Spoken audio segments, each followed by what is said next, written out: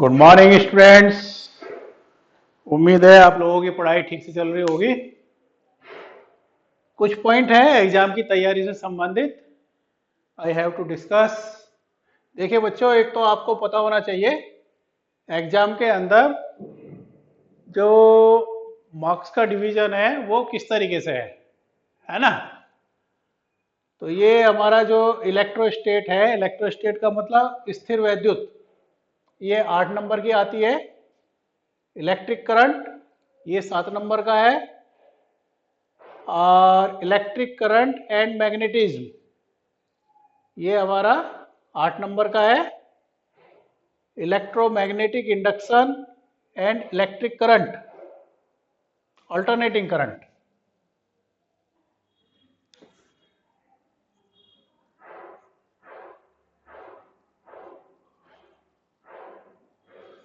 Alternating current ये हमारा 8 number का है। और इलेक्ट्रोमैग्नेटिक वेव्स, वैद्युत चुंबकीय तरंगे, ये 4 नंबर का है। तो इस तरीके से ये पोर्शन जो है 35 नंबर का है फर्स्ट बुक के अंदर से। ऐसे ही जो सेकंड बुक है आपकी, उसमें ray optics and wave optics ये 13 नंबर की है। Radiation and dual nature of matter ये 6 नंबर का है।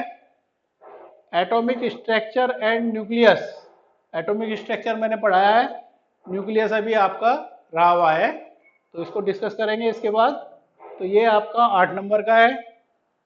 और लास्ट में इलेक्ट्रॉनिक्स, इलेक्ट्रॉनिक्स ये आपका जो है इलेक्ट्रॉनिक्स में आता है आपका semiconductor, semiconductor and logic gate, ये आपका 8 नंबर का है। तो एक आपका ये बचा हुआ है पोर्शन और एक आपका ये पोर्शन बचा हुआ है, यानी 8 4 12 नंबर का जो है आपका पोर्शन बचा हुआ है। तो सेकंड बुक में से ये 35 नंबर के क्वेश्चन आते हैं, फर्स्ट बुक में से ये 35 नंबर के क्वेश्चन आते हैं, है ना। तो एक तो गलती आप लोग ये करते हैं, जैसा मेरा अनुभव रहा है पिछले सालों में, कि आप ज्यादा जो प्रेशर रखते हैं वो इलेक्ट्रोस्टेट, एक तो इसको ज्यादा करते हैं, एक इलेक्ट्रिक करंट को करते हैं, और कुछ थोड़ा सा पोर्शन ये करते हैं। ठीक है, तो 8 7 15 और 8 23, तो ये आप सबसे ज्यादा करते हैं। बाकी का ये जो पोर्शन है ये आपका वीक रहता है ना। तो मेरी आपको एडवाइस यही है कि आपको ये करने के साथ साथ ये सारा कवर करना है। मान लिया आप सेकंड बुक में से ये छोड़ देते हैं, सेकंड बुक का कम करते हैं, तो इसका मतलब पेपर में से आपके 35 नंबर खत्म हो जाते हैं, है ना। मान लिया आपने ये छोड़ दिया electromagnetic induction and alternating current, इसको अच्छे से नहीं किया, तो इसका मतलब पेपर में से आपके 8 नंबर खत्म हो जाते हैं। तो तैयारी करते समय ये ध्यान रखिए कि ये इस तरीके से मार्किंग है, और आपको जो है इसमें ज़्यादा से ज़्यादा आपको बहुत अच्छे से तैयार करना है, ठीक है। और ख़ास तौर से जो सेकंड बुक है, सेकंड बुक के अंदर ray optics and wave optics ये 13 नंबर की है, बहुत इंपॉर्टेंट है। Radiation and dual nature of matter, ये मैंने कल इसके क्वेश्चन दिए थे, आज भी दिए हैं, है ना। 3 4 दिन से हम इसको डिस्कस कर रहे हैं, एटॉमिक स्ट्रक्चर को डिस्कस कर रहे हैं। तो ये 6 और 8 14 नंबर का हो जाता है ना। तो आपको बहुत अच्छे से तैयारी करनी है सेकंड बुक की, जिससे कि आपको दिक्कत ना आई। दूसरी, ये जो हमारे चैप्टर है, ये हमारे चैप्टर, इनके अंदर जो कंटेंट्स है वो कम है। यहाँ पे कंटेंट्स जो है बहुत ज़्यादा है, मटेरियल जो है यहाँ पे बहुत ज़्यादा है, यहाँ पे आपको बहुत ज़्यादा मेहनत करनी पड़ेगी। ये आपका जो है यहाँ पे जो मटेरियल है कम है, और ये आसानी से आप तैयार कर सकते हैं, है ना। क्वेश्चन किस तरीके से आते हैं, फार्मूले मैं देता हूँ आपको समरी के रूप में लास्ट में, तो आप फार्मूलों को बहुत अच्छे से तैयार करिए। ये समझ लीजिए, अगर आपने फार्मूले बहुत अच्छे से तैयार कर लिए तो आपको एग्जाम बहुत अच्छे से करके आएंगे आप, है ना।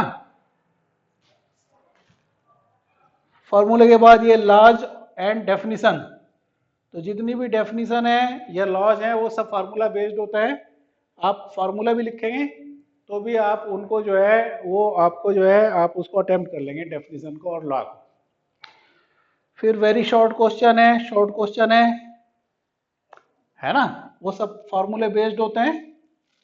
न्यूमेरिकल्स हैं, ये भी फार्मूला बेस्ड होते हैं, और डेरिवेशन आते हैं, है ना। ठीक है, तो ये आपका जो है इस तरीके से 70 नंबर का पेपर आता है। 70 नंबर में भी ये जो है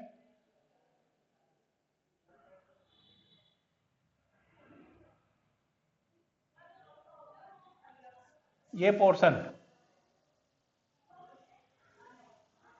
ये आप मान के चलिए लगभग 70 नंबर का पेपर है, तो ये आपका बैठता है लगभग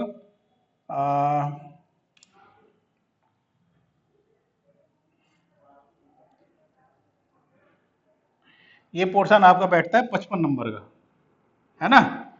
और डेरिवेशन आते हैं, ये आपके हो गए डेरिवेशन लगभग 15 नंबर के।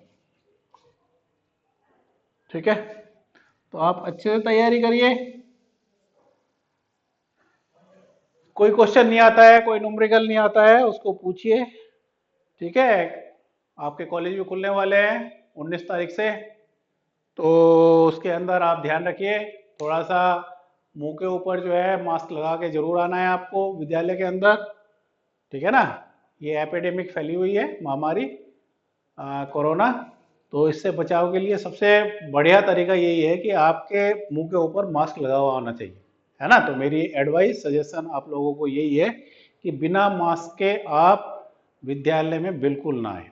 ठीक है, दूसरा परमिशन लेके आनी है, वो एक रिक्वायरमेंट है कॉलेज की, वो भी आप जो है अपने जो पेरेंट्स हैं उनसे आप उसको फॉर्म को फिलअप करा के उसको लेके आइए विद्यालय के अंदर। ठीक है,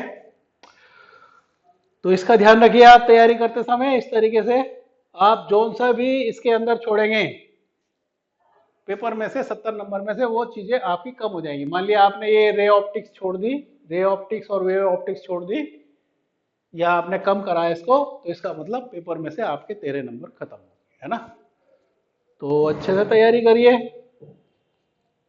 ये पोर्शन आसान है, ये पोर्शन थोड़ा सा इसके अंदर कंटेंट ज़्यादा है, इसमें ज़्यादा आपको जो है मेहनत करनी पड़ेगी।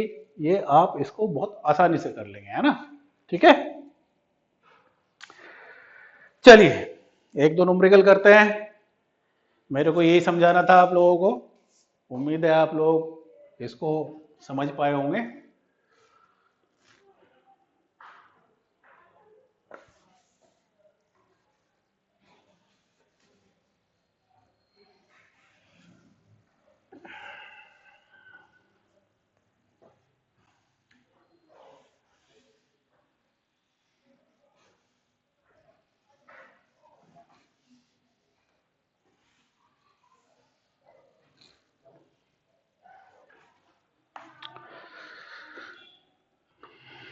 तो आज मैंने आपको भेजा था क्रैश कोर्स यूनिट 11 और यूनिट 12। यूनिट 11 का मतलब है विकिरण तथा द्रव्य की दैत प्रकृति, और यूनिट 12 परमाणु संरचना। ठीक है, radiation and the nature of matter, और दूसरा क्या था, एटॉमिक स्ट्रक्चर। तो ये लगभग आपका 14 नंबर का था, है ना। बहुत छोटे छोटे चैप्टर हैं, यूनिट है, इनको आप बड़े आराम से कर लेंगे, 14 नंबर यहाँ से आते हैं, है ना। तो ये बहुत अच्छे से आप तैयार करिए। चलिए, तो इसमें पहला क्वेश्चन है 2018 में आया था ये, किसी उत्तेजित हाइड्रोजन परमाणु के इलेक्ट्रॉन की ऊर्जा -3.4 इलेक्ट्रॉन वोल्ट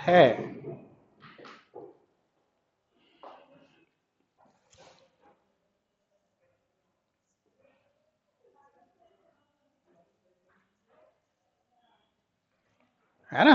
कोई परमाणु है, उसकी एनर्जी है -3.4 इलेक्ट्रॉन वोल्ट। मान लिया वो nवें ऊर्जा स्तर में है, 3.4 इलेक्ट्रॉन वोल्ट, है ना। तो पहले तो ये फाइंड करिए कि वो किस ऊर्जा स्तर के अंदर है।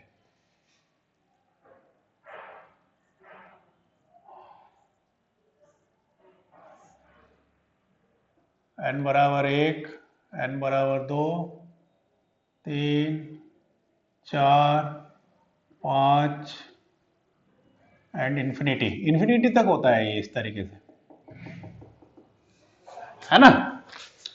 तो परमाणु की ये सामान्य अवस्था है, और इसको अगर हम बाह्य स्रोत से एनर्जी दे दें तो ये परमाणु उत्तेजित होकर उच्च ऊर्जा स्तर में चला जाता है। वहां रहता है वो 10 की घात -8 सेकंड तक। इसके बाद जो एनर्जी उसने गेन की हुई है उसको रेडिएट करते हुए, प्रकाश के रूप में उसको उत्सर्जित करते हुए अपनी सामान्य अवस्था में लौट आता है। इसको एनर्जी मिलती है, ये ऊपर जाता है और फिर ये वापस लौट आता है, ठीक है ना। तो मान लिया ये nवे ऊर्जा स्तर में है, इसकी एनर्जी है -3.4 इलेक्ट्रॉन वोल्ट।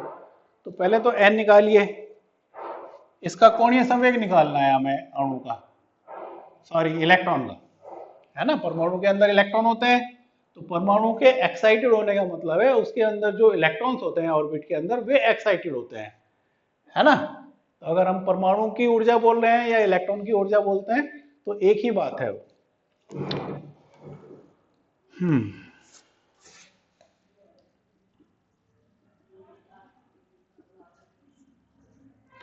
तो जनरल फार्मूला हमारे पास ये है 13.6/n² इलेक्ट्रॉन वोल्ट। किसी भी परमाणु की अगर वो nवे ऊर्जा स्तर में है तो उसकी एनर्जी होती है -13.6/n² इलेक्ट्रॉन वोल्ट। एक जनरल फार्मूला हमारे पास है, बोर ने इसको दिया था, ठीक है। En की वैल्यू डालिए,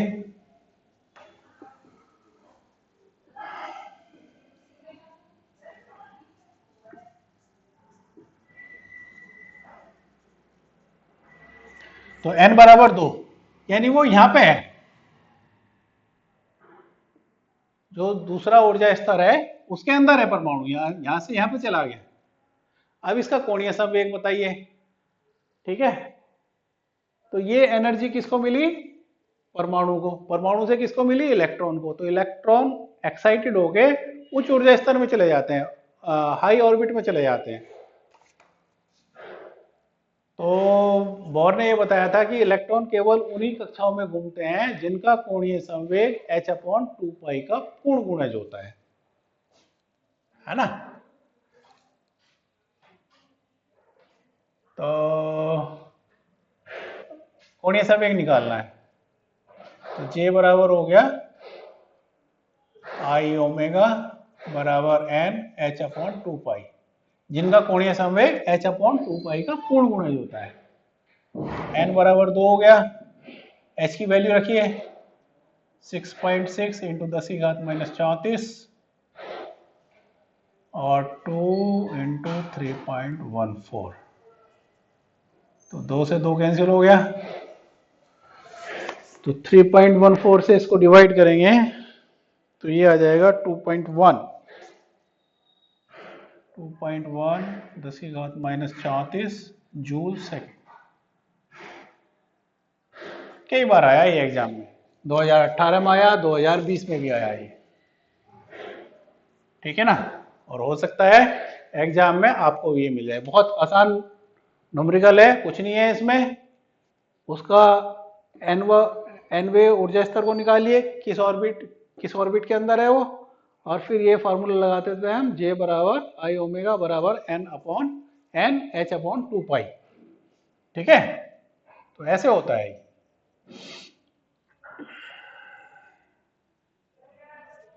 J बराबर n h/2π, n की वैल्यू 2 हो गई, तो यहां से रिजल्ट हम फाइंड कर लेंगे, ठीक है। चलिए एक और क्वेश्चन लेते हैं।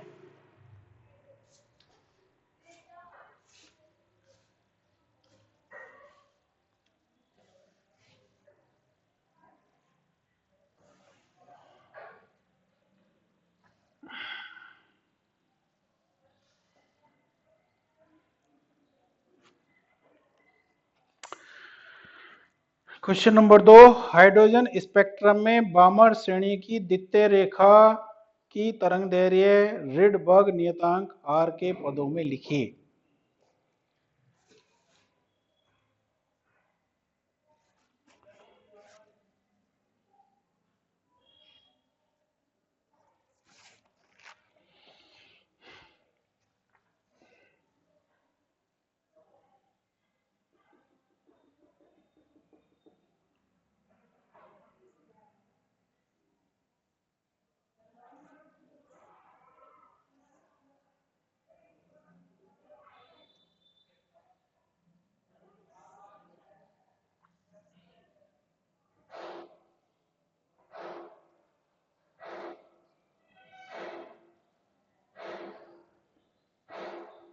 ठीक है, इस तरीके से होता है।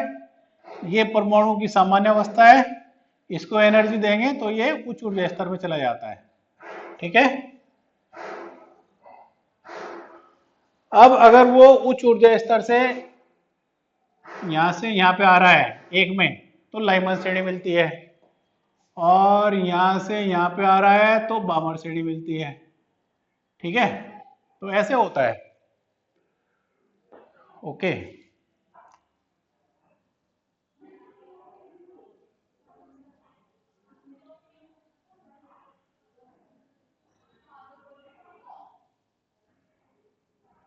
तो n बराबर 2 के अंदर क्या मिलती है, बामर श्रेणी।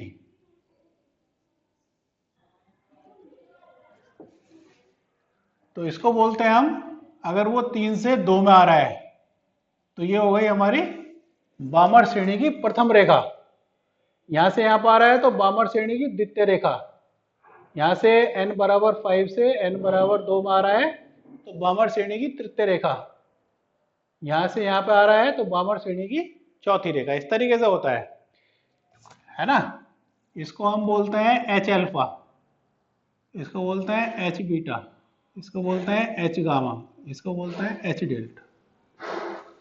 तो अगर वो बोलता है एच अल्फा रेखा की तरंग दैर्घ्य बताओ, तो एच अल्फा का मतलब है कि बामर श्रेणी की बात कर रहा, और बामर श्रेणी में भी कौन सी रेखा की बात कर रहा, कि जब परमाणु 3 से 2 में आ रहा है ना। एच बीटा का मतलब है परमाणु जो है 4 से 2 में आ रहा है। एच गामा का मतलब है परमाणु जो है 5 से 2 में आ रहा है।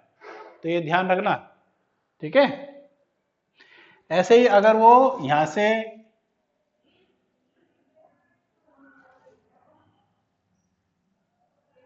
अगर 1 में आ रहा है 2 से 1 में, तो ये हो गई लाइमन 1, ये हो गई लाइमन 2, ये हो गई लाइमन 3, ये हो गया लाइमन 4। तो अगर वो बोल रहा है लाइमन श्रेणी की द्वितीय रेखा बताइए, तो लाइमन श्रेणी की द्वितीय रेखा का मतलब है कि जो परमाणु है वो n बराबर 3 से n बराबर 1 में आ रहा है। ठीक है, तो ऐसे होता। चलिए, न्यूमेरिकल है, इसमें बोल रहे हैं बामर श्रेणी की द्वितीय रेखा। तो 1 अपॉन लैम्डा बामर 2 बराबर r 1 अपॉन 2 का वर्ग माइनस 1 अपॉन, बामर 2 का मतलब है 4 से 2 में, है ना। बामर 1 का मतलब है 3 से 2 में, बामर 2 का मतलब है 4 से 2 में।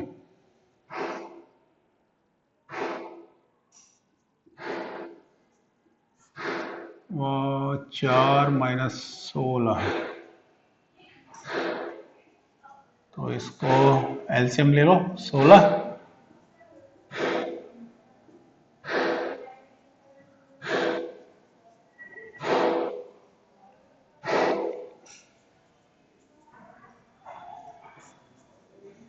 तो इतना हो गया 16/3r, है ना। 16/3r।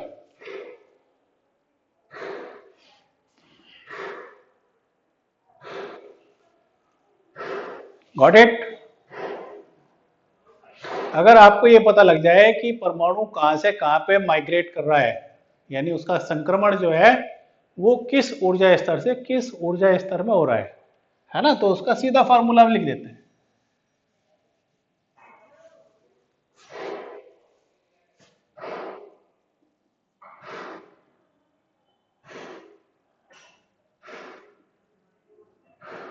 लाइमन का कैसे लिखेंगे, 1 अपॉन लैम्डा बराबर r 1 upon 1 square minus 1 upon n square.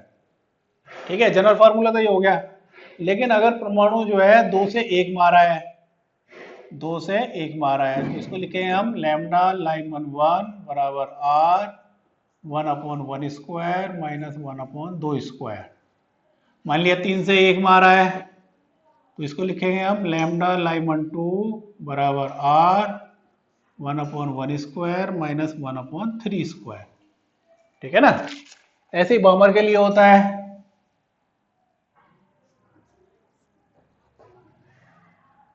One upon lambda बराबर r 1 अपॉन 2 का वर्ग माइनस 1 अपॉन n स्क्वायर। ये तो जनरल फार्मूला हो गया।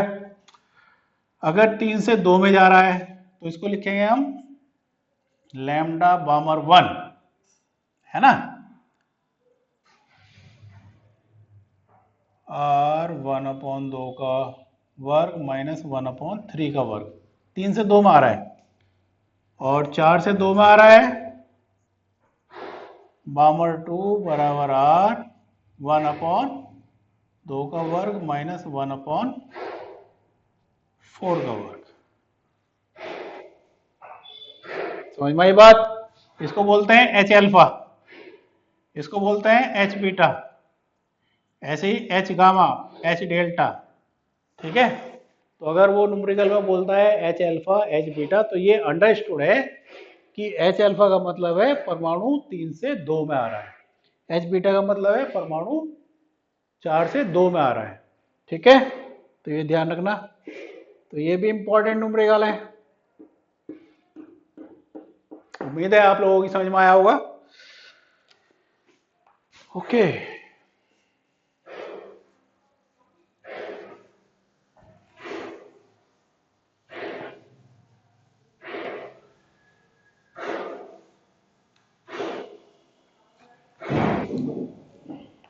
और एक क्वेश्चन लेते हैं।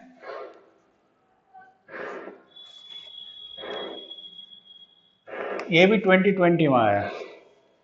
वो बोल रहा है हाइड्रोजन परमाणु की प्रथम कक्षा की ऊर्जा, तो E1 बराबर है -13.6 इलेक्ट्रॉन वोल्ट। E3 निकालना है। ठीक है, N1 बराबर 1 है और तीसरी N3 बराबर है 3, तो E बराबर -13.6 बटे N स्क्वायर, रीजनल फार्मूला हो गया, यानी एनर्जी जो है ऊर्जा स्तर क्रमांक के वर्ग के व्युत्क्रमानुपाती होती है, तो E1/E3 N3/N1,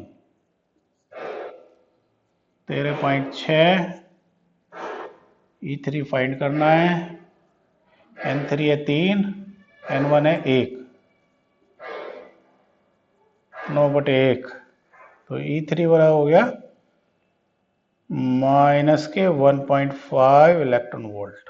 तो तीसरे ऊर्जा स्तर की एनर्जी -1.5 इलेक्ट्रॉन, तो ये भी इंपॉर्टेंट है। ठीक है, देखिए बच्चों, मेहनत आप लोगों को करनी है, मेरा काम है आप लोगों को गाइड करना, मेहनत आप लोगों को करनी है, एग्जाम आपको देना है। ठीक है, तो कोई दिक्कत है तो आप पूछिए उसको, लेकिन बेटा मेहनत आप लोगों की करनी है ना। ठीक है, चलिए, कोरोना का एक तो नुकसान, वैसे तो नुकसान हुआ कि आप लोग जो है कॉलेज नहीं आ पाए, लेकिन एक फायदा ये हो गया कि पढ़ाने का एक तरीका और डेवलप हो गया है ना, तो हम जो है ऑनलाइन भी पढ़ सकते हैं। ठीक है, पहले कभी किसी ने सोचा नहीं था कि इस तरीके से भी पढ़ाया जा सकता है, लेकिन अगर आपके अंदर पढ़ने की चाह है तो आप ऑनलाइन पढ़ने में भी आपको कोई दिक्कत नहीं है। ठीक है, मेहनत करिए, कोई दिक्कत होती है परेशानी होती है you can ask. Okay, good day, bye.